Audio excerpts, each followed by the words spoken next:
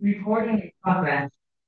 네, 사도행전 9장 23절부터 43절까지의 내용인데요.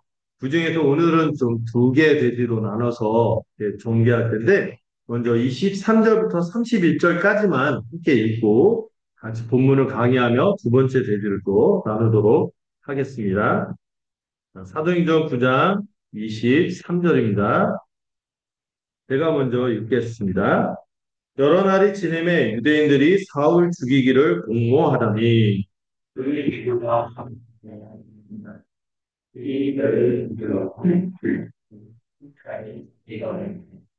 그의 제자들이 밤에 사울을 강주리에 담아 성벽에서 달아 내리니라.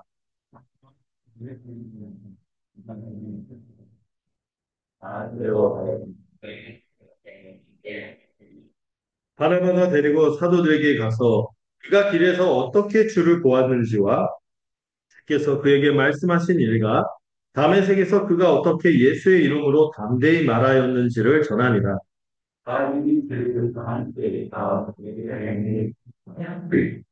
또 주 예수의 이름으로 담대히 말하고 헬라파 유대인들과 함께 말하며 변론하니 그 사람들이 죽이려고 힘쓰거늘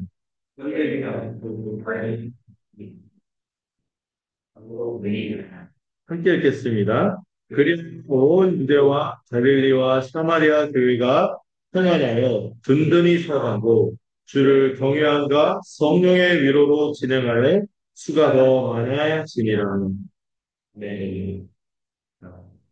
오늘 말씀은 이제 사울의 회심에 이어서 오늘 이 사울이 어떻게 주님의 일꾼으로 예비되며 또 그 가운데서 또 장면이 또 바뀌거든요. 후반에서. 오늘은 그 사울을 어떻게 준비해 가는지 그 과정을 보고 다음 달에서는 이 본질, 예, 팔레스틴의 그 유대, 그 정통 유대교, 유대인, 사도인, 베드로를 하나님께서 또 어떻게 예비하는지 이 두 축으로 오늘 본문을 살펴보고자 합니다. 자, 지난 이야기 기억나시죠? 사울이 어떤 사람이었습니까? 교회를 단멸하려고 했던 사람들, 잔인하게 멸하려고 했던 박해자 사울이 이제 부활하신 주님을 만나갖고요. 복음을 받아들였을 뿐만 아니라 교회의 일원이 되는 부분까지 살펴봤습니다. 네. 자, 그러면서 우리가 좀 생각해 보겠는데요. 혹시 이 선교라는 말을 들을 때 마음이 조금 무거워지는 분 계십니까? 나는 못하는 거 있는데. 난 저 선교사들처럼 저렇게 살지 못하는데 하는 혹시 죄책감이 있을까요? 또 어떤 분은 이 현실을 생각하니까 내 코가 석자인데 무슨 선교냐. 뭐 이런 분도 혹시 있을 것 같아요. 그러면 막 작아지는 분경이. 예. 마치 그 우리가 그 TV에 보면 그 마라톤 같은 거 있잖아요. 마라톤 뛰어보신 분 있나요? 할프 마라톤에서 뭐 10km, 20km 이렇게 뛰는 것도 있는데 해보신 분? 저희 중에 없죠. 저도 없어요. 10km 뛰어본 적 있죠. 군대에서. 그 알통무고랑 그 밑통복고 막. 그런 거 해본 적 있는데, 한겨울에. 그런데 그 42.195, 19, 그 마라톤 풀코스 완주를 해갖고 그 서브3 해갖고 뭐 3시간 안에 들어오면 그 메달도 달고 그러잖아요. 어쨌든 뭐 3시간에 들어오든지 그 완주를 하면은 그 뭐 주최 측이 그냥 빈손으로 가고 그러니까 뭐 메달을 준다고 그러고요. 그 메달을 건 사람을 볼 때, 아, 그거 걸고 있는 사람 주변에 보면은, 야, 대단하다. 박수 치지만, 그거는 결코 내 이야기는 아니다. 이렇게 생각하죠. 그런 거리가 부담은 이 선교할 때 우리가 떠오르는 생각이 아닌가 하는 마음이 들어요. 선교사님들이나 하는 일이지 나는 그냥 교회 잘 다니고 신앙생활 잘하는 게 최선임. 세계 선교? 아, 그건 너무 거창해. 나는 그냥 평범한 살고 나한테는 상관없는 이야기. 혹시 이런 생각 해본 적 없습니까? 근데 오늘 보면은 우리에게 전혀 다른 이야기를 들려주는 겁니다.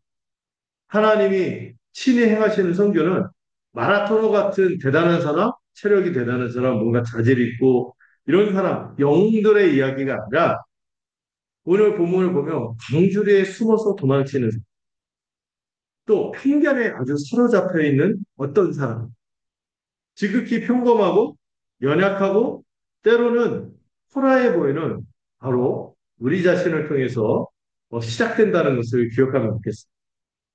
여러분, 계속해서 이 사도행전을 끌고 가는 중요한 모티브, 중요한 구절이 있습니다. 사도행전 1장 8절.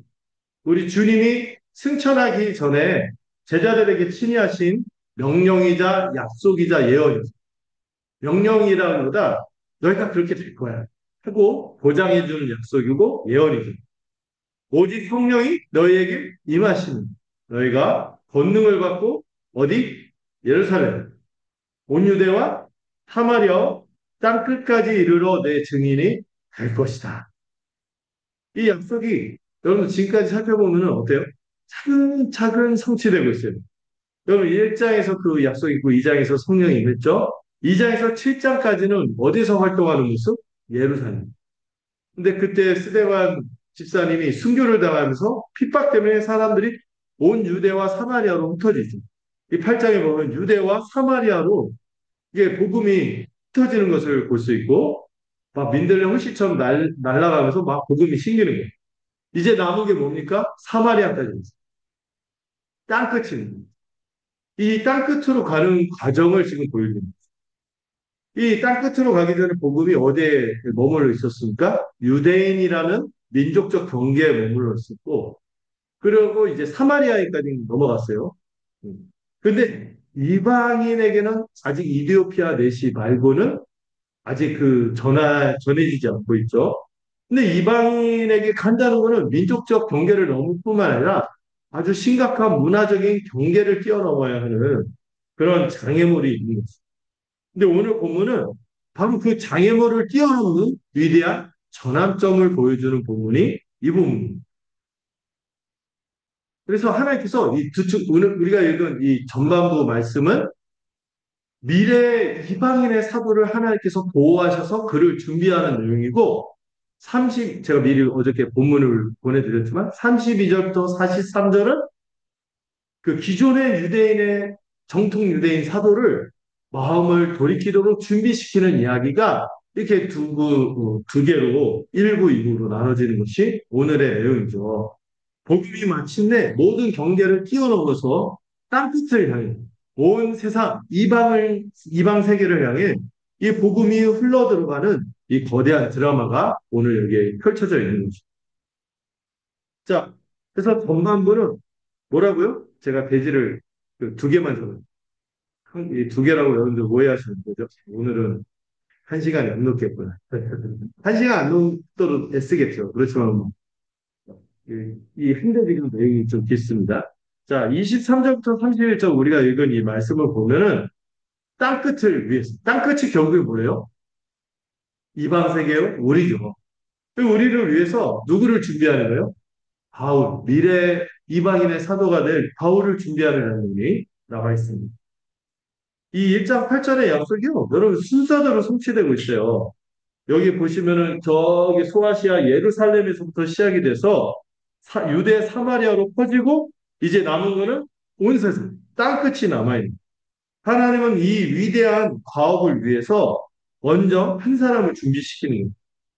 바로 얼마 전까지 교회를 잔멸하려고 했고 없이 하려고 했던 이 박해자 가장 교회의 큰 위협이었던 사울을 하나님이 준비시키고 있는 거예요. 그리고 기존의 사도 베드로 양자를 준비하는데 먼저 이 세상의 살해 위협 속에서 이 이방 선교의 희망이 바울을 보호하시는 장면을 여러분들 좀 볼 수 있는데요. 다시 본문 한번 볼까요? 23절부터 25절까지 여러분들 한번 읽어주시겠습니까? 23절, 25절 읽겠습니다. 시작.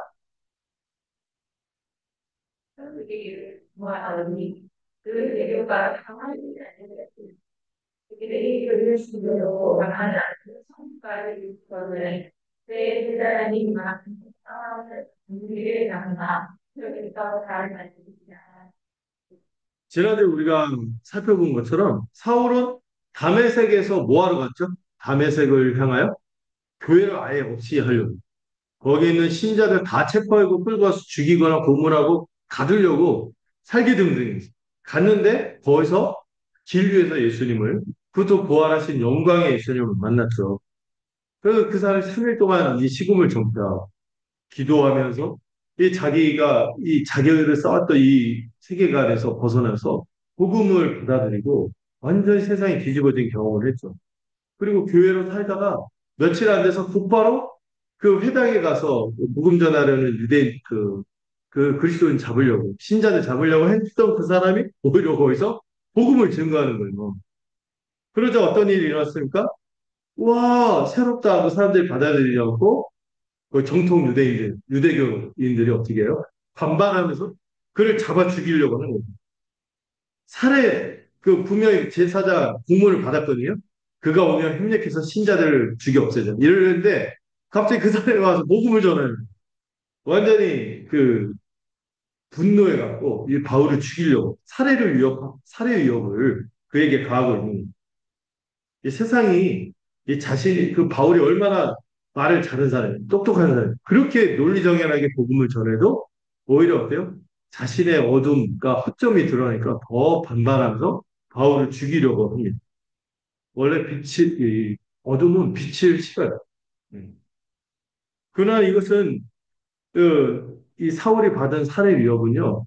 사울에게 닥친 위기는 개인의 위기가 아니라 여러분 사실 사울을 하나님이 부르실 때 아나니에게 한 말이 있죠. 이방을 위해서 내가 택한 나의 그릇이다. 어.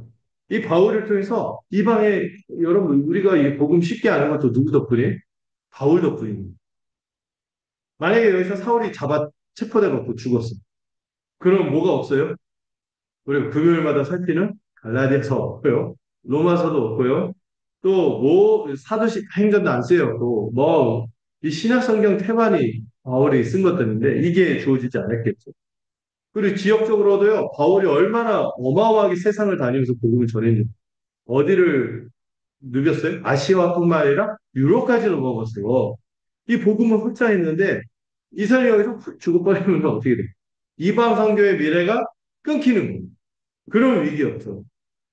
그런 위기 가운데 하나님께서 이 위기를 어떻게 풀어가십니까?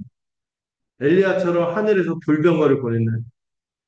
천사들의 군대를 파송해서 막 마하나임 하면서 막 이렇게 했나요? 그게 아니죠.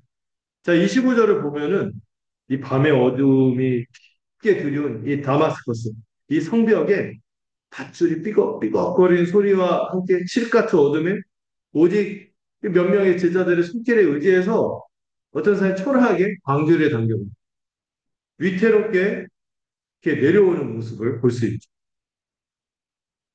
그 가운데 사울의 마음에는 두려움이 있었어요. 만약 이 밧줄이 끊어진다는 그런 생각을 했는지 모르겠죠. 만약 밑에서 유대인들이 기다리고 있다가 잡으면 이런 마음도 있었을 것이고 또 한편에는 감사한 마음도 들겠죠. 야, 내가 저 산들에서 죽지 않고 이 이런 나를 포기하지 않고 이 제자들을 통해서 나를 보호해 주신 복음을 위해서 목숨 걸어 주는 이 형제들을 나에게 붙여주셨 하는 감사한 마음도 있었을 거예요. 근데 여러분, 이 광주리에 당겨서 이 다마스커스 야발에 이렇게 도주하는 이 사울이 어떤 사람인지 생각해보면 불과 얼마 전까지 뭐 했던 사람이? 네, 성도들을 잡아 옥에 넘기고 스테반이 돌에 맞아 죽었을 때 집행 책임자였어요. 그 옷을 맡아도. 그 사울이 교회를 잔멸하려고 집집마다 다니면서 남녀를 끌어다가 옥에 넘겼던 그 사울이 교회의 가장 흔적이었던 그 사람이 이제 누구에서 구원을 받고 있습니까? 그가 잔멸하려고 했던 교회에 의해서 구원을 받고 있는 거예요.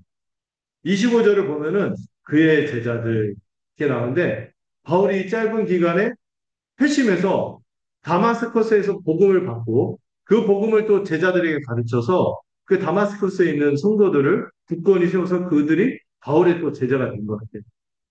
그 제자들, 바울의 제자이자 그리스도의 제자인 교회가 지금 바울을 구원하고 있는 거죠. 이 다메섹에 있는 성도들이 사울이 체포하려고 왔던 그 사람들이 바울을 지금 구원해 주는 거예요. 그들의 이제 네, 지금 바울이라고 좀 빠르죠. 아직은 사울이 이 사울을 구하고 있는 거예요. 교회가 자기의 적을 자신을 박해하던 자를 이제는 보호하고 있는 거지. 이게 복음의 능력입니다. 복음의 본질이 뭐냐면은 원수를 형제로 만드는 능력. 음. 복음은 적을 친구로 만드는 정도가 아니라 적을 형제로 변화시키는 능력입니다. 로마서 5장 10절에 이런 말씀이 있어요. 곧 우리가 원수 되었을 때 그의 아들의 죽으심으로 말미암아 하나님과 뭐하게 되었다? 화목하게 되었다.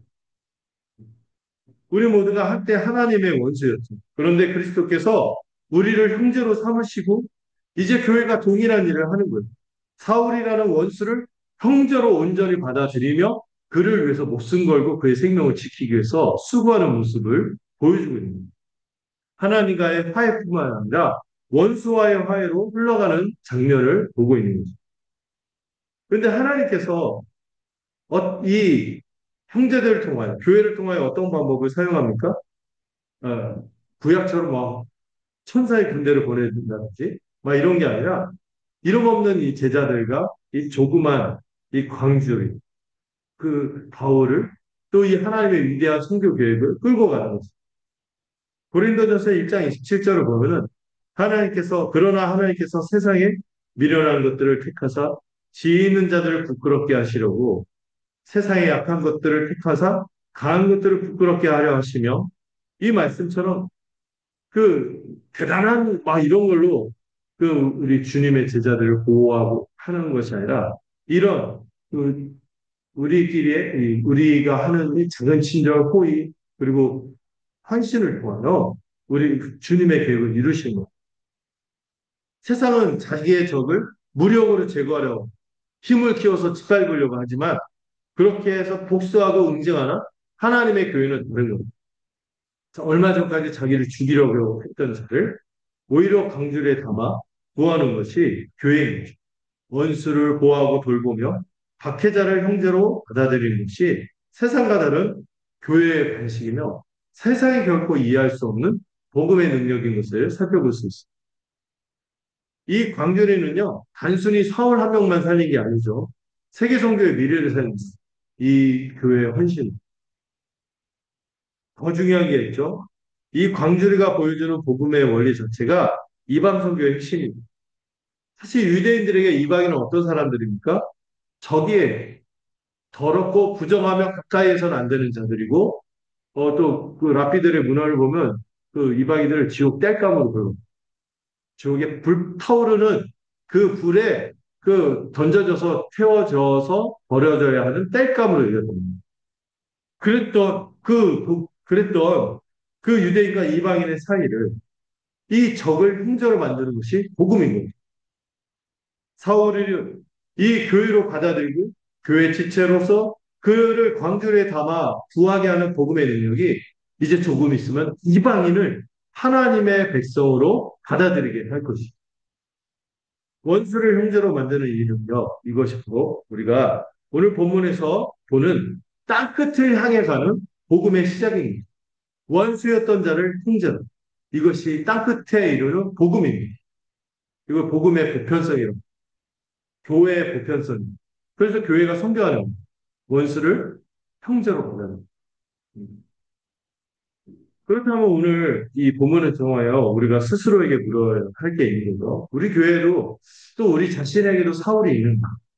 과거의 잘못으로 여전히 불편한 관계에 있는 사람이라든지, 과거의 상처로 우리가 경계하는 사람이라든지, 복음은 우리에게 묻습니다. 너희는 그를 어떻게 대하겠느냐?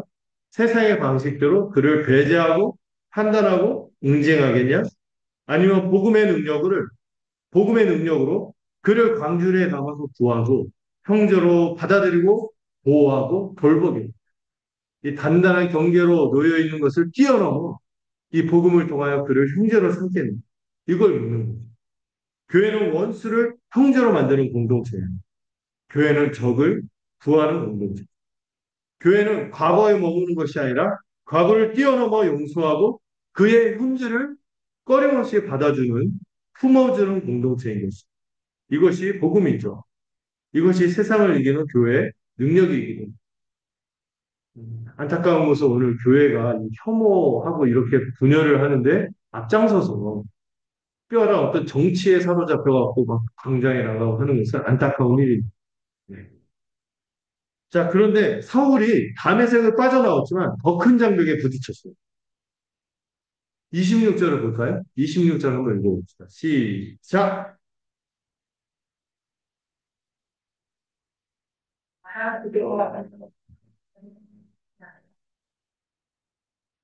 예루살렘 교회, 또 유대인 교회가 바울을 믿지 못하는 거예요.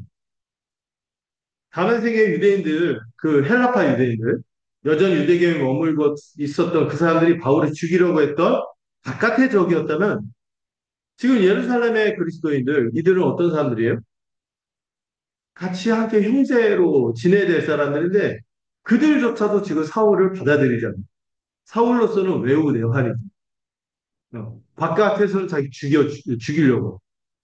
아, 이제 형제로 들어가서 뭐 그들과 함께 교제해야 되는데 그들은 바울을 심하게 이제 적대한다기보다 두려움과 의심에 부시는 눈초리로 보는 거예요.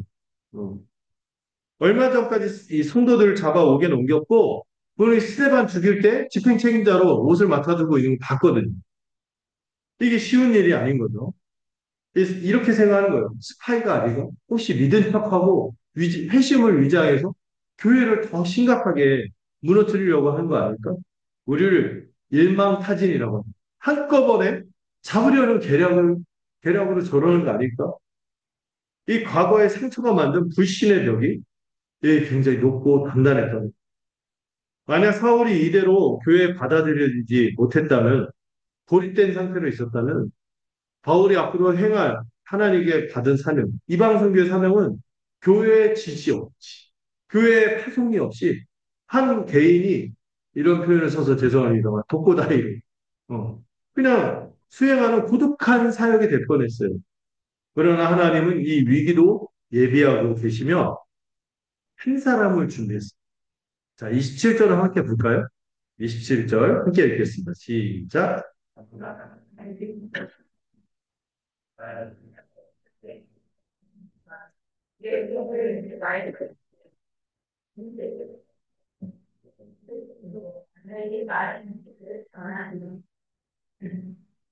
하나님이 예비하신 분이 누구라고요? 거꾸로 해도 가능. 이분의 이름이 위로의 아들. 위로, 항상 얼굴만 봐도, 항상 평상시에 하는 게 있어서 얼굴만 봐도 위로가 되는 사람. 이런 사람이요, 딱 나서면. 음. 근데 이 바나바가 이 나선 게 나름 위험을 감수합니다. 왜냐면은 나중에 사울이 위장 회심자여서 교회를 무너뜨렸다면 이 바나바의 체면, 평판, 신뢰 이게 다 무너지는 거예요. 그런데도 바나바가 이 사울의 변화된 삶이라는 증거를 신뢰하고 이 교회에 가서 세 가지를 증언합니다. 첫 번째로 사울이 길에서 어떻게 주님을 보았는지, 또 주께서 그에게 말씀하신 그 복음의 내용과 그가 감당할 사명을 설명해 주고, 담에색에서 실제로 그가 어떻게 담대하게 복음을 증언했는지를 보증을 서주는 거예요. 바나바는. 바나바는 사울의 뭐를 본 거예요? 과거를 보지 않고 그의 변화된 현재를 본 거예요. 그의 평판이 아니라 변화된 삶을 본 거예요. 그리고 두려움에 떠는 교회와 이 홀로 고립된 이 사울 사이에서 다리가 되어준 것입니다. 너무 힘들게 다리를 찢게 저렇게 그림을 그렸어요. 근데 저 힘든 거예요. 누군가 중재하는. 이 바나바의 중재를 통해서 사울이 비로소 예루살렘 교회와 연합하게 되는 장면입니다. 그래서 여러분들 갈라디아서에 보면 잠깐 15일 동안 가서 베드로, 야고보, 막 이런 예루살렘 주요 지도자들과 만나서 교제하는 장면이 나오게 되는 거죠. 자, 이번에 28절에 30절 읽어볼까요? 28절, 30절 읽겠습니다. 시작.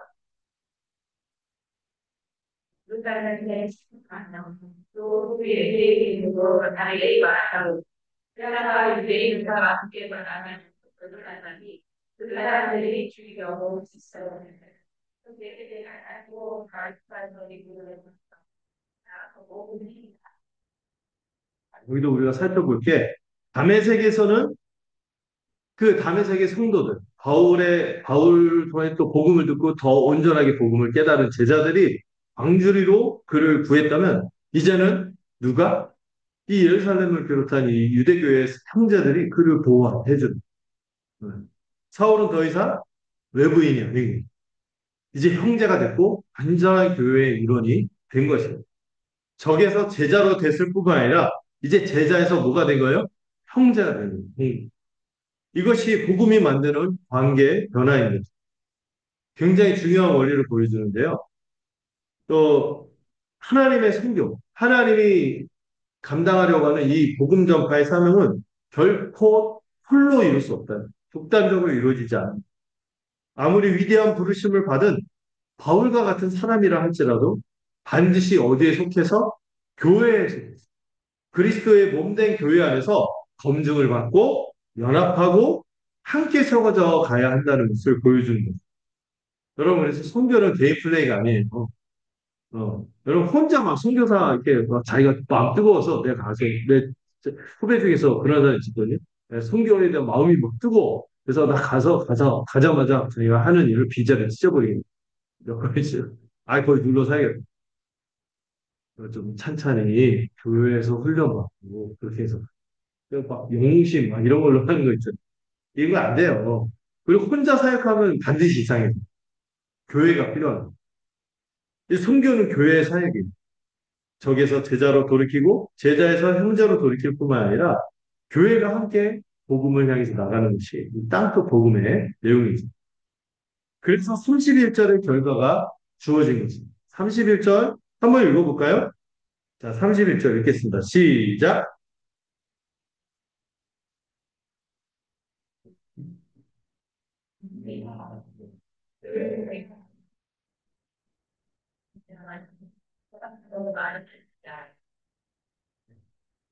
이런 모든 박해와 이 내부의 그 바울을 받아들이냐 안 받아들이냐 이런 갈등이 있었는데 이런 모든 우여곡절을 지나 이제 놀랍게 요약을 했는데요. 그리하여, 그리하여. 그럼에도 불구하고가 아니에요. 그리하여. 그렇기 때문에 교회가 박해와 이런 갈등 가운데서도 교회가 어떻게 됐어요? 평안하여 든든히 섰다는 거예요. 여러분, 우리가 어려움이 없을까? 있을 거예요. 또 우리 안에서 속상한 일이 생길까요? 있을 거예요. 그래도 그 결과는 뭐예요? 그리하여 평안하고 든든히 서게 될 거죠. 그리고 이 교회의 평안과 부흥은 결국 이 땅끝을 향한 전략적인 발판이 되는 겁니다.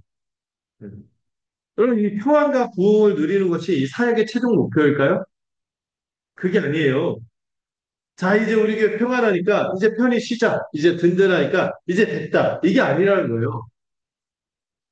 사도행전 1장 8절의 관점에서 봤을 때 여기 본문에 보면 온 예루살렘이 이미 됐고 온 유대와 갈릴리와 사마리아 교회 이게 평안해졌어요. 이제 뭐가 남았어요? 땅끝이는. 이제 땅끝이라는 다음 단계를 시작하기 전에 예루살렘, 유대, 사마리아 단계가 성공적으로 마무리되었다는 것을 보여주는 선언입니다. 이제 땅끝이라는 다음 단계를 시작하기 전에 먼저 교회를 내적으로 견고하게 세우신 거예요. 이 평화는 안주하기 위한 평안이 아닙니다. 우리 교회 이만하면 됐다. 이런 생각은 안 돼요. 우리 교회는 성교를 위해서 준비하는 거예요. 불이 타기 위해서 존재하는 것처럼 교회는 타기 위해서 존재하는 불 붙기 위해서 존재하는 이런 얘기를 하거든요. 여러분 이 사도행전 그 1장 8절의 흐름에 따라서 이제 더 큰 성교를 위해서 전략적 발판이자 이 화면에 보듯이 베이스 캠프가 마련이 됩니다. 여러분 갑자기 어몽길 막 이런 등산가들 와서 에베레스트 몇 번 막 등정했다 이렇게 할 때 항상 등정하기 전 중턱에 뭐가 있어요? 베이스 캠프가 있어요. 거기 머무는 이유는 거기서 평안히 휴양을 즐기려고? 아니죠. 그것이 아니라 정상을 향해서 나아가기 위해서 준비를 하고 있는 보급품을 보급하고 몸을 다시 체력을 끌어올리고 그 마음도 새롭게 다짐하고 그래서 올라가기 위해서 이렇게 준비하는 건데 하나님이 이렇게 이방 선교의 주인공이 될 이 사울을 보호하고 누구와 연합시켜요? 교회와 연합시켜요. 또 동시에 이 파송할 교회를 든든히 준비시키기 위해서 이 베이스 캠프를 마련하는 내용이 오늘의 본문입니다. 이제 이방 선교를 위한 축구로 따지면 공격수가 마련이 됐습니다. 누구? 사울. 이 사람의 활동은요, 메시급이, 손흥민급이. 굉장한 일을 감당하죠. 그런데 그렇게 하기 위해서 이 베이스 캠프인 교회가 준비되는 과정을 31절에서 보여주는 거죠.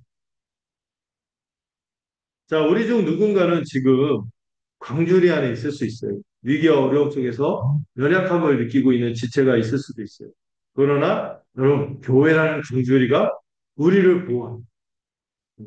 하나님께서 우리를 위해서 이루실 위대한 미래를 준비하기 때문에 이 교회라는 강조리로 우리를 보호하고, 그리고 우리 중 누구는요, 바나바가 필요할 수 있어요.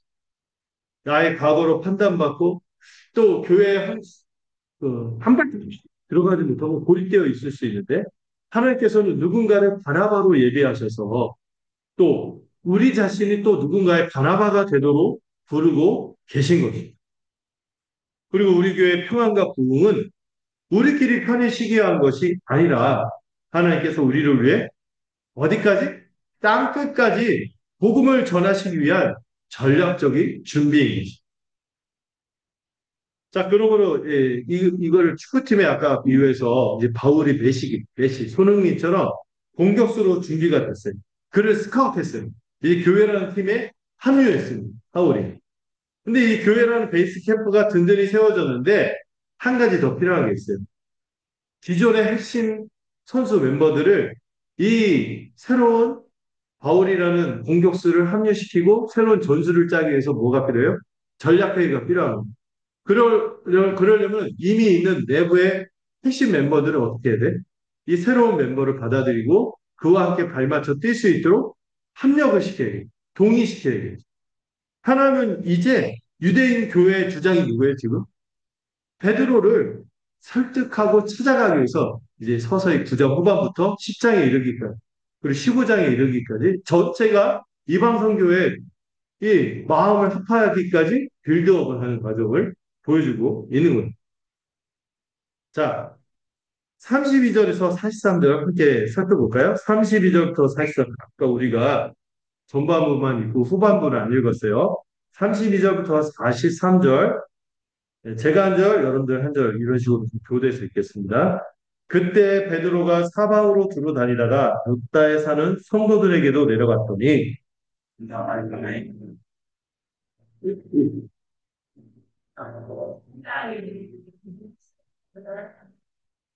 베드로가 이르되 애니야야 예수 그리스도께서 너를 낫게 하시니 일어나 내 자리를 정돈하라 한데 곧 일어나니.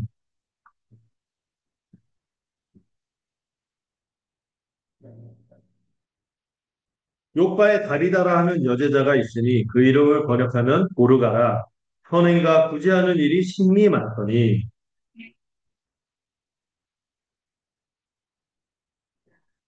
룻다가 요바에서 가까운지라 제자들이 베드로가 거기 있음을 듣고 두 사람을 보내어 지체 말고 와달라고 간청하여.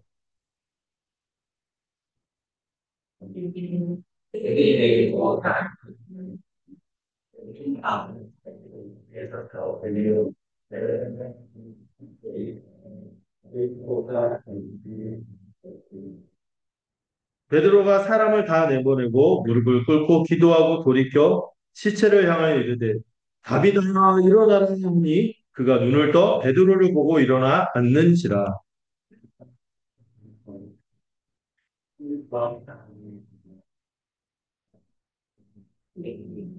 온 육국 사람이 알고 많은 사람이 주를 믿더라.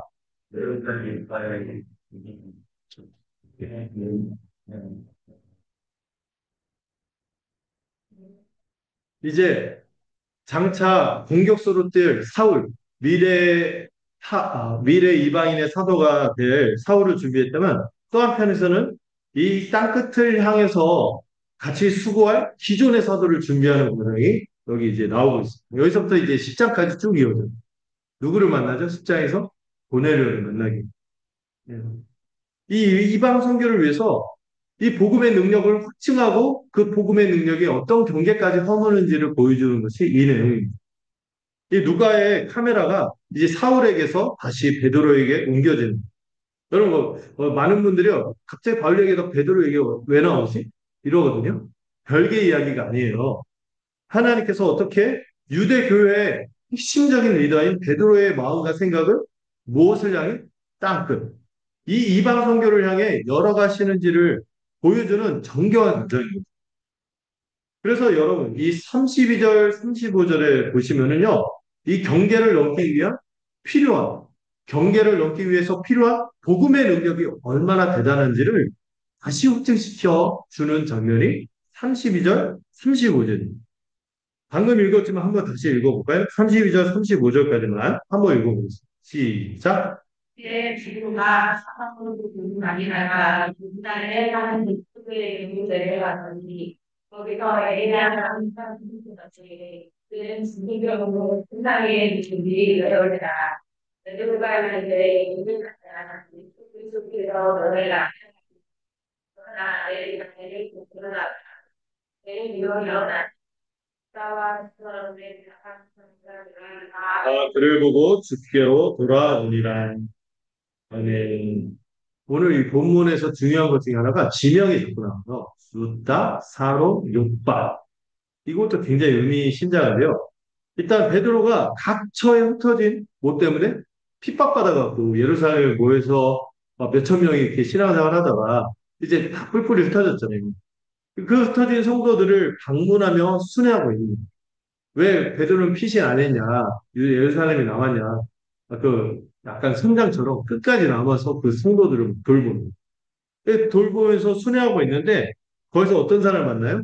루따라는 곳에서 애니아라는 사람을 만나는데 이 애니아가 어떤 사람이죠? 중풍병에 걸려서 운신을 못하는 사람이죠. 침대에 누워있기만, 욕창 생기겠죠? 몇 년? 8년. 유겸이 나이도, 유겸이 태어나서, 유겸이 초등학교 들어가기까지 이 사람은 뭐만 한 거예요? 누워있기만 한 거예요. 음. 모든 의학적인 시도, 노력이 실패로 돌아가고, 인간적인 희망이 다 사라진 가운데 놓여진 인생이에요. 근데 베드로가 뭐라고 선포합니까? 34절. 애니하여 예수 그리스도께서 너를 낫게 하시니 일어나 내 자리를 청돌하라. 야, 어떻게 이런 담대함이 있어? 이 복음의 능력을 베드로가 확신하고 선포한 거죠. 근데 베드로가 뭐라고 말하죠? 내가 너를 고쳐주겠다 이렇게 말하죠. 누가 고친다고요? 예수 그리스도께서 너를 낫게 하시. 이 치유 사건은 단순히 애니아라는 한 개인을 고친 게 아니에요. 이걸 통해서 보여주는 거는 장차 이제 거대한 주제가 여기인데 유대인에게서 복음이 이방인으로 경계를 넘기 위해서 필요한 능력은 어디에 있다? 예수의 이름이다. 예수 그리스도의 이름에 있음을 베드로 자신과 온 교회에 다시 한번 각인시키는 과정이죠. 그 결과를 보세요. 35절. 룻다와 사론의 사람들이 다 그를 보고 주께로 돌아와. 룻다는 물론 유대지요. 근데 사론은 좀 달라. 사론은 어디냐면은 사론은 평야 지대인데 지중해 연안의 넓은 지역을 사론 평야라고. 거기까지 뭐가 펼쳐진 거예요? 복음이 펼쳐져서 쉽게 돌아오는 일들이 생긴 거예요.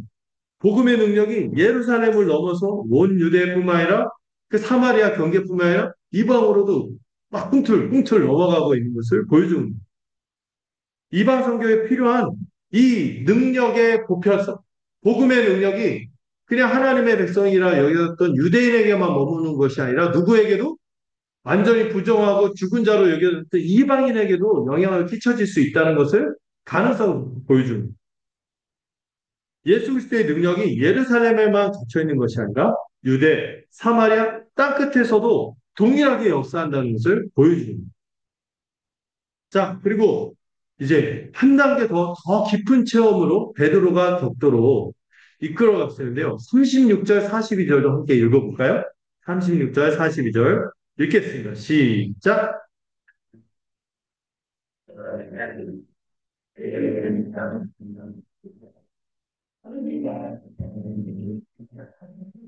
그때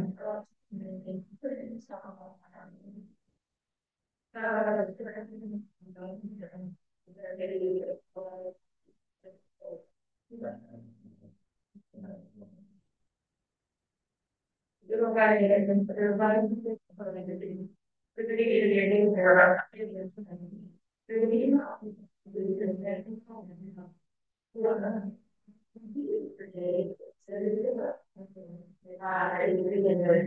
베드로는 세상이 다 내보내고 무릎을 꿇고 기도하여 돌이켜 시체를 향하여 이르되 다비다야 일어나라 하니 그가 눈을 떠 베드로를 보고 일어나 앉는지라 베드로가 손을 내밀어 일으키고 성도들과 가부들을 불러들여 그가 살아난 것을 보이니 온 요파 사람이 알고 는 사람이 주를 믿더라. 여기 보시면은 요바의 이 다비다 고르가라는 여제자가 있어요. 이 뜻이 뭐 사슴이라는 뜻이 있는 여인이죠. 되게 아름다운 여인이었던 것 같아요. 이 여제자가 얼굴만 예쁜 게 아니에요. 얼굴이 예뻤는지 뭔지 몰라요. 이름을 보니까 그 사슴 하니까 갑자기 뭐 그런 이미지는 아니잖아요. 이런 자매인데 이 자매가요 선행과 구제하는 일이 심히 많아요. 야, 심할 정도로 자신의 것을 내어주는 사랑을 베푸는 복음의 감격으로 기쁨으로 섬기던 여인. 특히 누구를 돌봤습니까? 이 여인이 과부들을 돌봤어요. 도르가는 과부들에게 단순한 친구가 아니에요. 여러분 과부하면 뭐가 떠오릅니까? 세상에서 불쌍한 사람 할 때 고아 과부, 그 집 없이 떠돌아다니는 거지와 같은 그 중에서 이 과부를 제일 첫 번째 칠 정도로 불쌍한 사람들이죠. 남편을 잃고 삶의 희망이 없는 사람. 그런 사람들에게 도르가는 생명과 같은 사람. 음. 과부는 당시에 가장 사회에서 취약한 존재였어요. 경제적인 수익도 스스로 얻을 수 없고, 사회적인 보호도 받을 수 없고, 법적 권리도 제한되어 있어서 몸을 팔아서 자기를 이제 몸을 팔거나 아니면 몸을 판다는 게 이중적인 의미가 있죠. 성적으로 자기를 이렇게 성매매를 한다든지 아니면은 그 막 뭐죠? 아주 노예처럼 어디에 들어가서 살 수밖에 없는 그래야지만 연명할 수 있는 그런 존재들이죠. 어떤 법정 권리도 없어서 복면당해도 하소연할 때 이런 분들이 과부인데 그들에게 이제 매일매일이 불안하고 두려운 염려감에 살아가는 것이 과부인데 근데 그들에게 누가 있었어요? 도르가라는 여인이 있었어요. 아마 도르가가 또 유복하기도 했던 것 같아요. 이 과부들의 후원자가 돼서 돌봐주는데 그녀가 지어준 옷 한 벌 한 벌은 단순한 의복이 아니에요.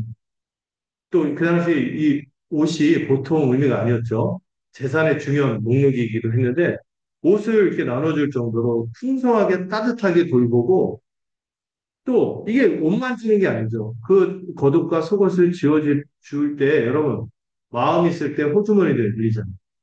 그 여인의 따뜻한 손길을 통하여 이 과부들은요 지지받은 혼자가 아니라는 그리고 내가 너를 항상 생각하고 있어.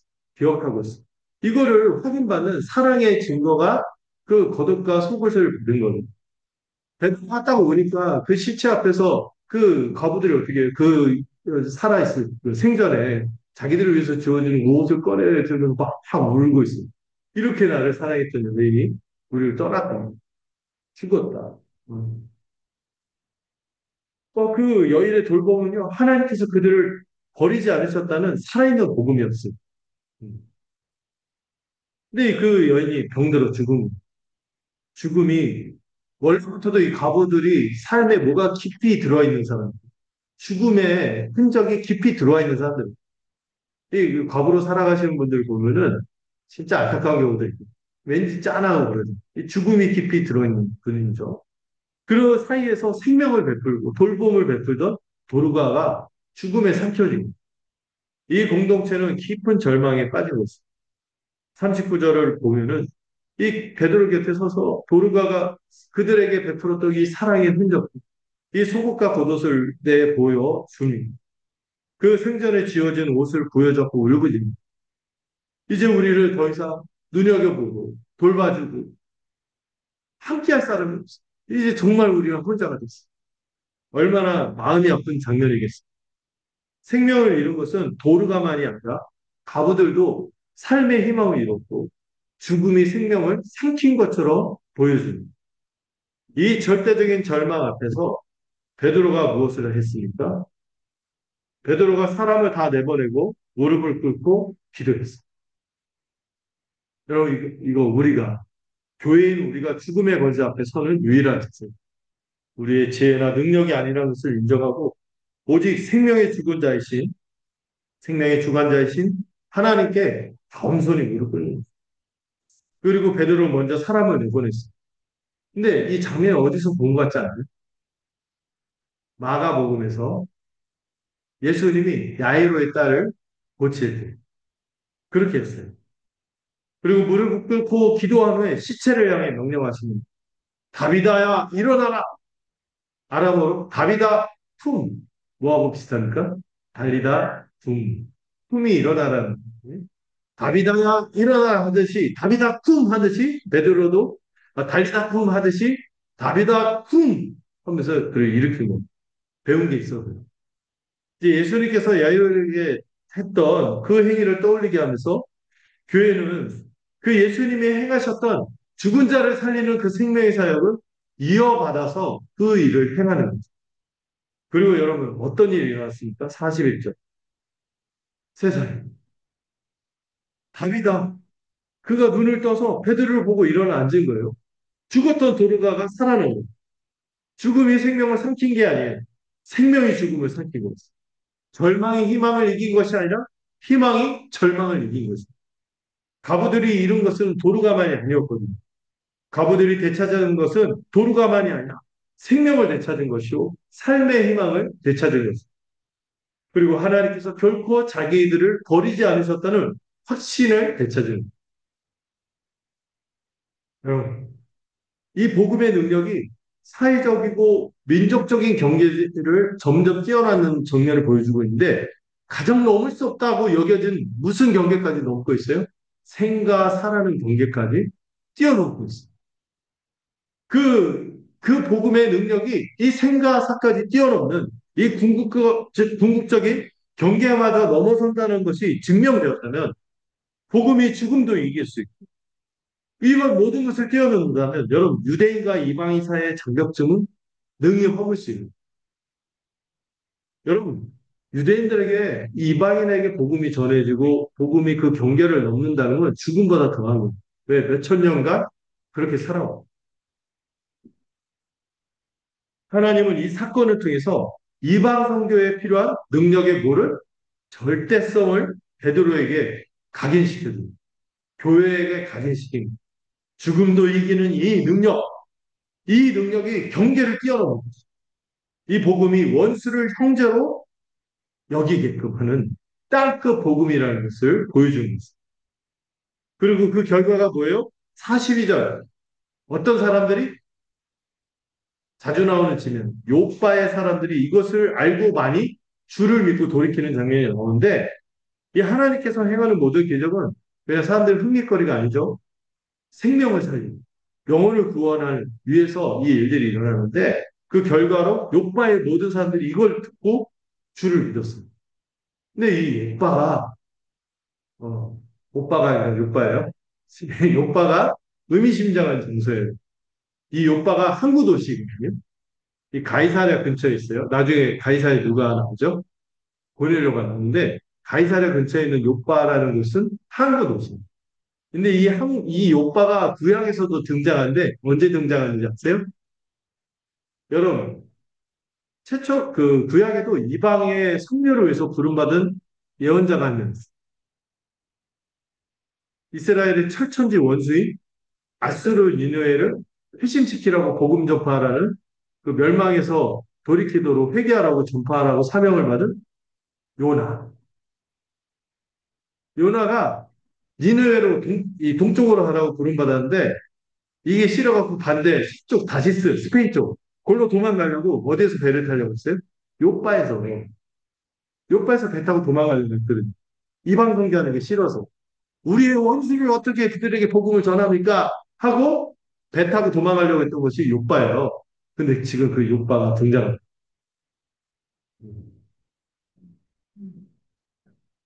이, 이 요바에서 많은 사람들이 복음을 받아들이고 이렇게 항구 도시에서 그런 일이 있고 그리고 여러분 43절 마저 보실까요? 43절 읽어보겠습니다. 43절 43절 읽어봅시다. 시작.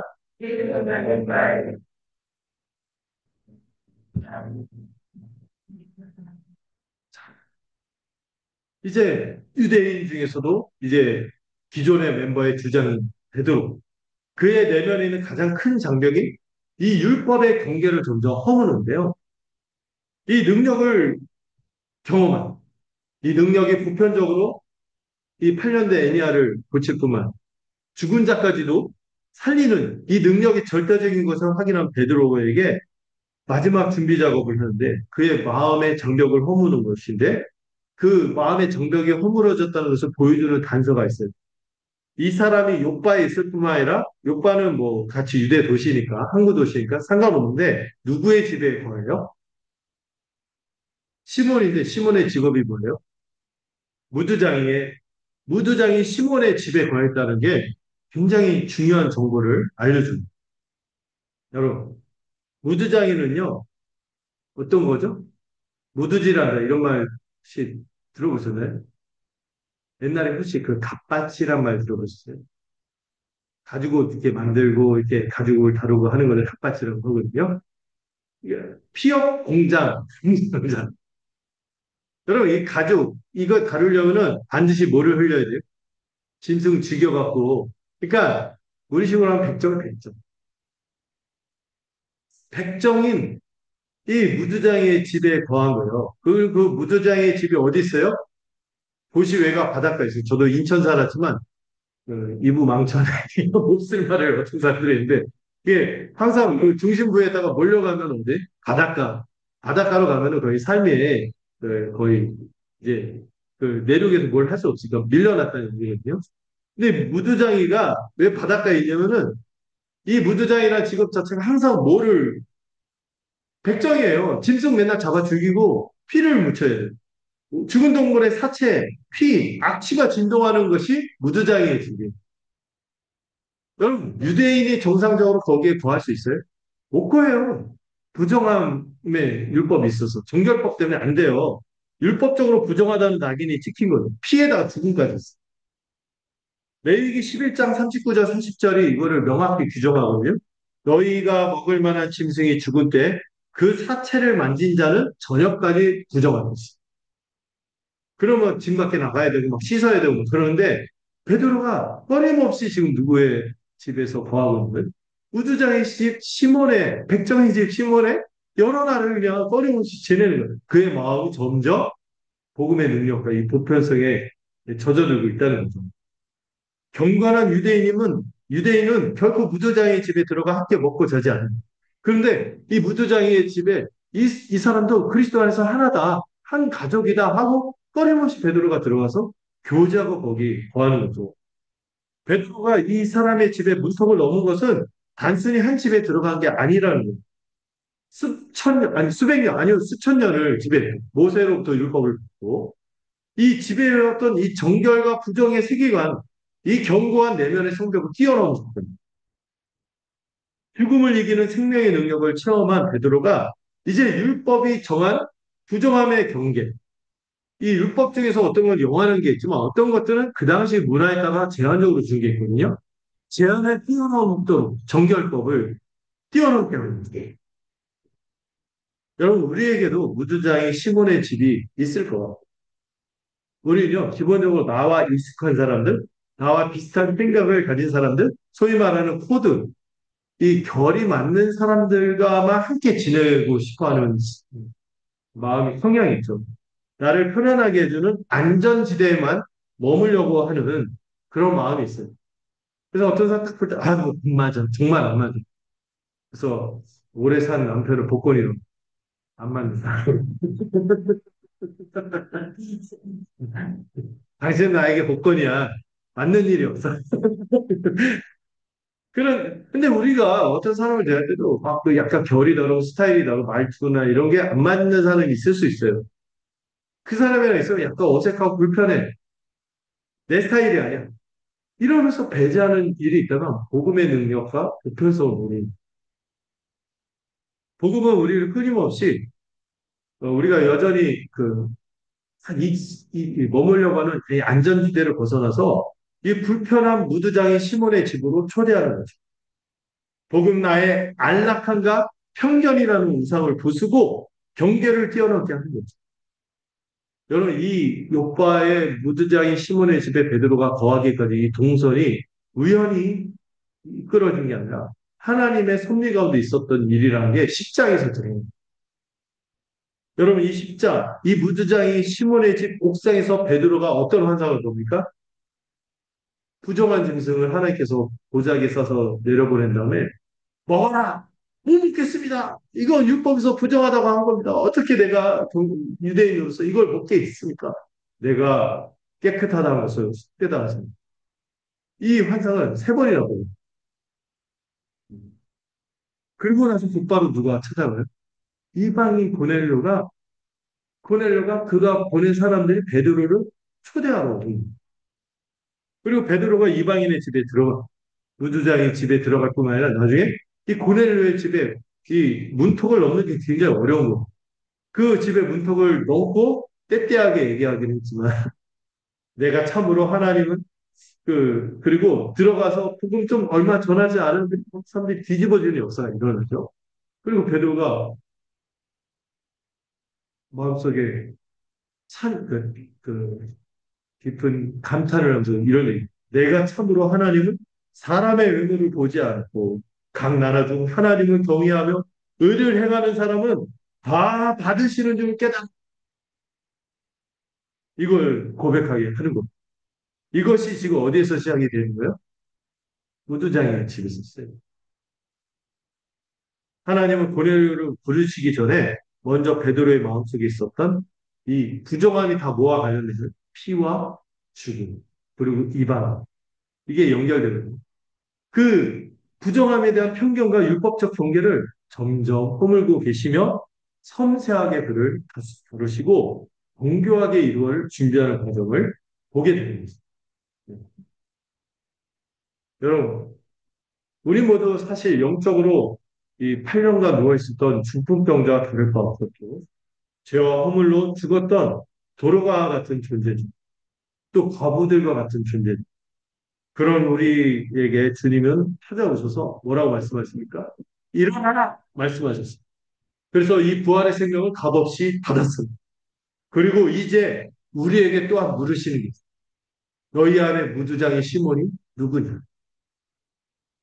너희가 부정하다고 하고 깨끗하지 않다고 경계 밖에 있다고 여기는 사람은 누구냐? 하나님께서 깨끗하다고 하신 것을 내가 쑥되다고 하면서 거부하고 있지. 주님께서 우리의 내면의 경계를 허물고 계시지는 않는지 돌아보시기 바랍니다. 오늘 우리는요, 이 두 사람의 이야기를 살펴봤습니다. 사울과 베드로. 이것은 두 개의 별개의 이야기가 아니에요. 땅끝을 향해 나아가는 순교라는 이 하나의 거대한 주제를, 목표를 향해 치밀하게 움직이는 하나님의 큰 그림을 본 것이죠. 하나님은요, 자, 이 그림 좀 이상했는데, 하나님은 한편에서는 미래의 이방인 사도를 이 맹렬한 박해 속에서 보호하고 누구와 연합시켜요? 교회와 연합시키는 동시에 기존의 유대인의 교회의 리더 베드로를 복음의 능력을 스스로도 더 확증하게 하시고 또 내면의 편견을 점점 경계를 허무는 작업을 준비시킵니다. 이 모든 준비가 끝났을 때 비로소 사도행전 10장에서 누가 등장합니까? 이방인 백부장, 로마의 백부장, 늘 살인과 전쟁에 익숙한 이 백부장, 이 쿠넬리오스를 불러서 그의 진문을 쫙 열게 하시는 거예요. 그리고 교회를 든든히 세우는 능력과 교회를 땅끝까지 확장시키는 능력은 결코 다른 게 아니라는 것을 깨닫게 하는 것이 오늘 본문입니다. 그리고 동일하게 이 절망 속에서 생명을 일으키시는 것이 누구의 능력? 부활하신 예수 그리스도의 능력이라는 것입니다. 이것이 어떻게 펼쳐집니까? 사울을 광주리에 담아 살려내는 이 제자들의 삶, 바나바의 용납하는 믿음, 에니아를 일으킨 베드로의 담대한 선포, 도르가를 살린 그의 기도, 이 모두가 하나의 능력에서 나옵니다. 누구의 능력? 부활하신 예수 그리스도의 생명의 능력에서 비롯된다는 것을 보여주죠. 그리고 이 능력이 31절의 말씀처럼 교회를 어떻게 합니까? 든든히 세우는데 이 든든히 세움에 있어서 뭐가 있었어요? 주를 경외함과 성령의 위로를 구할 때 우리 가운데 이것이 역사하는구나 하는 것을 깨닫게 되는 것입니다. 근데 여러분, 이게 억지로 우리가 해내야 될 숙제가 아니죠. 우러나오는 복음의 은혜가 우리에게 주어졌을 때 주를 경외하고 성령의 위로가 우리에게 주어지게 될 것입니다. 하나님께서 그런 방식으로 우리를 점점 위대한 사명을 감당하는 선교적인 존재로 빚어가는 과정입니다. 여러분, 이 선교적 존재로서 우리가 어떤 존재입니까? 첫 번째, 우리는 위기 속에서 보호받는 존재라는 것을 기억합시다. 지금 겪는 위기와 고난은 나를 무너뜨리는 것이 아니라 하나님의 더 큰 사명을 위해서 준비시키는 과정으로 받아들입니다. 혹시 여러분들 직장에서 부당한 대우를 받거나 또 여러분 살다 보면 관계 속에서 어려운 일을 당할 때 이게 나를 무너뜨리는 것이 아니라 하나님께서 나를 준비시키는 과정이구나 하고 다시 해석하시기 바랍니다. 혹시 지금 광주리 안에 있습니까? 그 자리는 하나님께서 여러분을 보호하시고 미래를 준비하시는 자리일 수 있다는 것을 기억하십시오. 두 번째로 우리는 그리스도 안에서 어떤 존재? 용납받은 존재라는 것을 기억하시기 바랍니다. 우리가 먼저 이 은혜를 누릴 때 비로소 다른 일을 판단 없이 편견 없이 품어주는 바나바가 될 수 있습니다. 우리 교회에도 사울이 있을 수 있고요. 우리 주변에 사울이 있을 수 있어요. 그때 과거로 인해서 판단받고 외면당하는 사람, 그 사람에게 우리가 그 사람의 뭐가 되어야 되니까 바나바가 되어줘야 됩니다. 세 번째로 우리는 어떤 존재? 제가 막 던지지 않죠. 지금 화면을 보여주고 있어요. 자유케 된 존재입니다. 복음의 능력, 자유케 된 존재. 죽음의 경계, 편견의 경계를 뛰어넘는. 그랬을 때 여러분의 무드장의 시몬의 집은 어디입니까? 내가 경계받겠다고 여기는 사람은 누구입니까? 우리가 복음의 능력으로 일어나 자유케 된 존재임을 확신할 때 비로소 내 안에 편견과 경계를 넘어서 무드장의 시몬의 집으로 들어갈 수 있는 용기를 얻게 되는 거죠. 보호받은 자, 용납받은 자, 자유케 된 자. 이것이 우리의 정체성입니다. 그러므로 우리가 선교적 존재가 될 수 있는 거죠. 제가 설교를 시작하면서 여러분들한테 말씀했죠. 선교하면은 우리가 한 이야기처럼 여길지도 모른다고 했어요. 그러나 선교는 다른 사람의 이야기가 아니라 누구의 이야기? 나의 이야기? 우리의 이야기입니다. 여러분, 선교는요, 먼 나라에 계시는 선교사님들만 하는 일이 아닌 거예요. 선교는 바로 여기 우리의 일상에서 시작이 됩니다. 하나님은 지금 우리 서역교회를 그리고 저와 여러분 한 사람 한 사람을 하나님의 선교를 위해 준비하고 계신 것입니다. 우리의 위기를 통해서 우리를 보호하시고 우리의 갈등을 통해서 우리를 연합시키시며 우리의 편견을 깨트려서 마침내 우리를 통해 생명의 복음이 우리가 마음으로 헤아리지 못했던 땅끝까지 흘러가게 하시는 것입니다.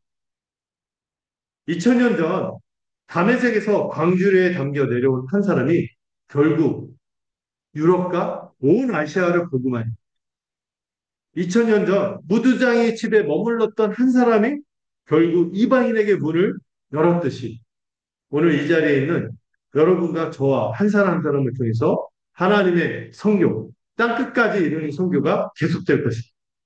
이 위대하고 신실한 하나님의 준비하심에 믿음으로 동참하는 우리 모두가 되기를 주님의 이름으로 축원합니다.